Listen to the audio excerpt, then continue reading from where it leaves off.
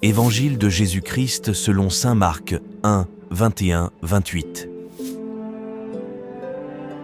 Jésus et ses disciples entrèrent à Capharnaüm. Aussitôt, le jour du sabbat, il se rendit à la synagogue, et là, il enseignait. On était frappé par son enseignement, car il enseignait en homme qui a autorité, et non pas comme les scribes.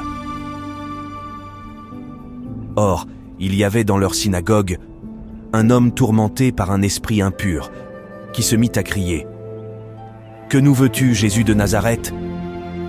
Es-tu venu pour nous perdre ? Je sais qui tu es. Tu es le Saint de Dieu. » Jésus l'interpella vivement.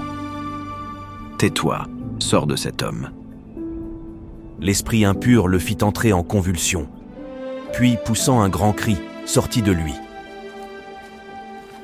Ils furent de tous frappés de stupeur et se demandaient entre eux : « Qu'est-ce que cela veut dire ? Voilà un enseignement nouveau, donné avec autorité.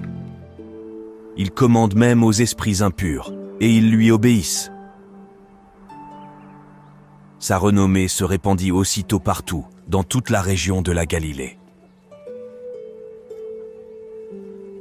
Acclamons la parole de Dieu. Il enseignait en homme qui a autorité et non pas comme leurs scribes. Un enseignement nouveau, donné avec autorité, nous dit l'Évangile ce matin.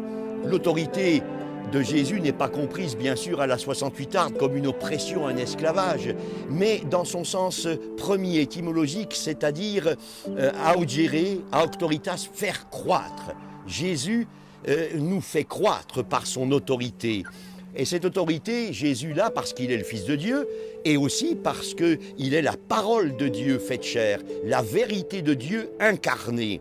Alors, pourquoi est-il revêtu de son autorité ?